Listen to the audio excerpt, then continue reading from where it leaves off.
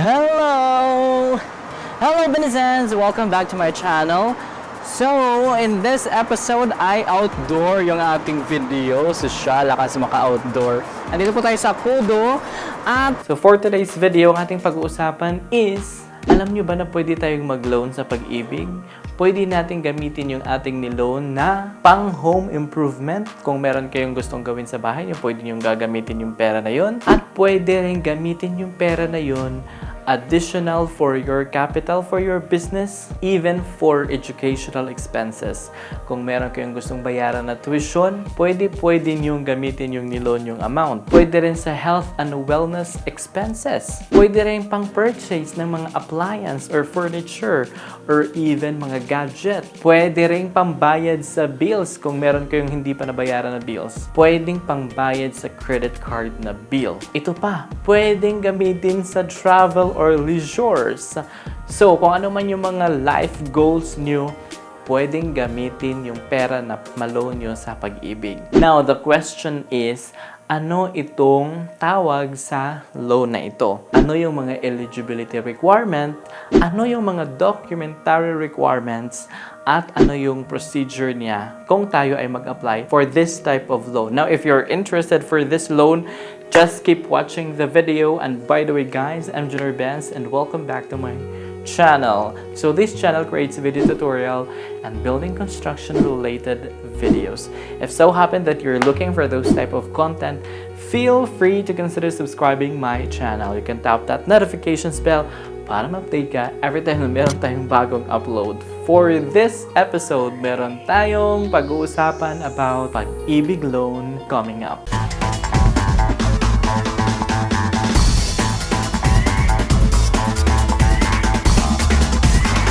So the type of loan that we are actually talking about is itong tinatawag ni Pag-IBIG na Home Equity Appreciation Loan or HEAL.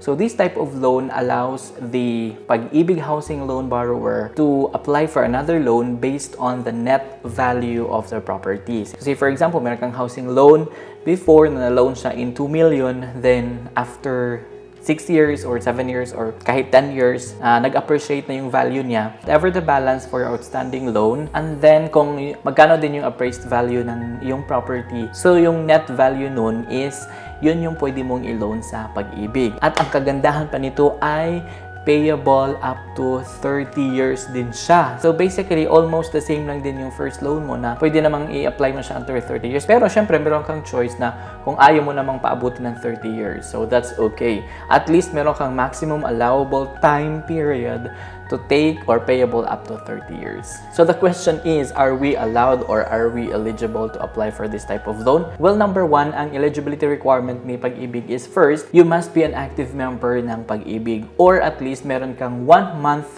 membership savings sa account mo from the last 6 months. So, number 1 yun. At ang next ay dapat hindi ka lalagpas ng 65 years old during the time for your application ng yung loan at hindi dapat lalagpas ng 70 years old yung edad mo during the loan maturity. Number 3 is has a legal capacity to acquire and encumber real property whenever is applicable. So, siguro in the case sa atin is like nasa legal age ka na or wala kang problema na magka-acquire ng property. So, parang ganun yung niya. Ang next na eligibility is with an existing Pag-IBIG housing loan that has been approved or taken out for the last 5 years of the date of application. So, itong item na to is, ito yung pinaka-determining factor talaga na you are qualified for this type of loan. Dapat meron kang existing na housing loan na lumagpas na or more than 5 years na from the date of an application. So, ito talaga yung pinaka na dapat meron kang existing housing loan. And then, ang yung existing housing loan or meron kang mga installments sa Pag-IBIG must have been paid regularly and on time within the last 12 months, immediately prior to the date of application. This applies whether the borrower is principal borrower or co-borrower of the loan. So, whether principal or co-borrower ka, as long as na yung if ever na meron kang existing loan or installment sa Pag-IBIG, dapat updated yung payment mo, wala kang nadidelay, especially 1 year prior sa date of application mo. Before ka nag-apply, dapat wala kang mga delay na mga payment. So, ganon dapat para magiging qualified ka. And then, syempre, dahil loan ito sa government sa Pag-IBIG, meron pa silang background check or credit and employment business check for Pag-IBIG from Pag-IBIG Fund. So, dapat naipasa natin yon, or pag nag-CI sila, at least yung mga dinideclare mong information ay tama. Yun lang din naman. Parang ang point dito is naging real ka sa mga sinasabi mo doon, dinidisclose mo na may information. And lastly, dapat wala kang mga outstanding Pag-IBIG na short-term loan na in arrears at the time of application. If short-term loan is in arrears, it must be updated first. Kung meron kang problema or delay sa payment or meron kang mga settlement pa na dapat bayaran, you have to pay it first bago ka mag-apply for this type of loan para walang problema. So that's basically it, the eligibility requirement ng this type of loan, yung Home Equity Appreciation Loan. So, ano yung mga documentary requirements dito? Well, unang-una, dapat meron kang i-fill out na form, itong HQP, HLF 858, version 1. That's for principal borrower. Pero kung sa mga co-borrower, ang form na gagamitin ay HQP HLF 868 version 1 din siya. So of course, meron tayong proof of income. Kung locally employed ka, dapat meron kang mai-provide. Self-employed ka, meron kang din list of requirements to vouch, meron ka talagang income. And if you're an OFW, simple lang dahil ito lang din yung mga kailangan nating ibigay for our proof of income.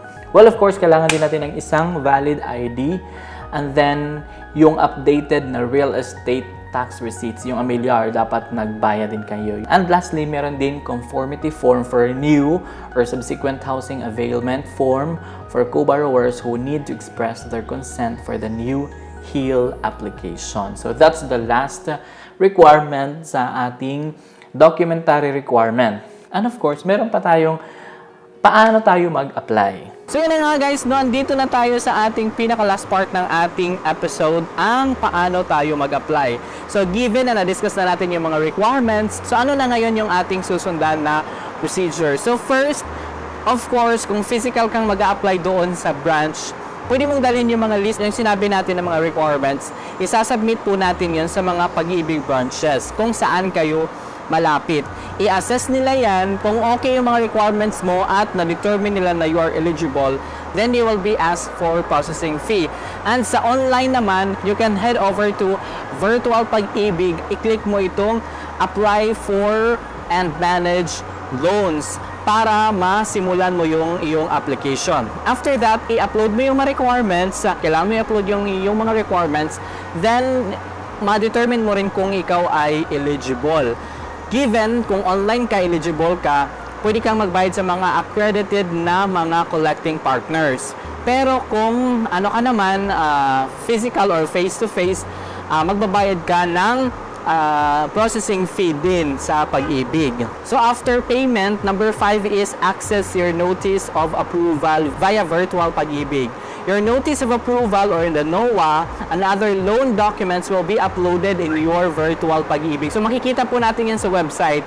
Once na okay ang lahat, nakapagbayad ka na, ma-access po natin yun sa Virtual Pag-IBIG, yung iyong NOA at some of the documents na ma-access natin doon sa website. Then, should we find application complete and order, kung okay na yung application mo, you will be notified via text message and email once these are available. After that, number 6, submit your post-approval requirement to Pag-IBIG Fund.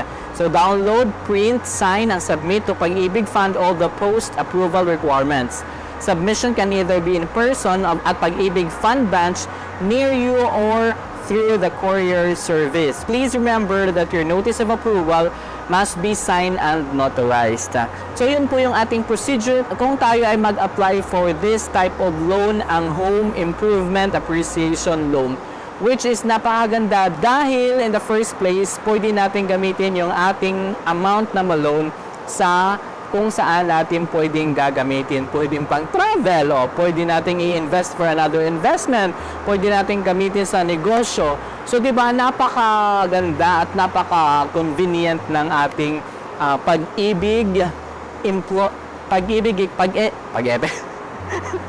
Pag-IBIG Home Equity Appreciation Loan or HEAL So, ayun, did you learn something out from this video? Medyo mainit dahil meron tayo ditong katabi na exhaust fan.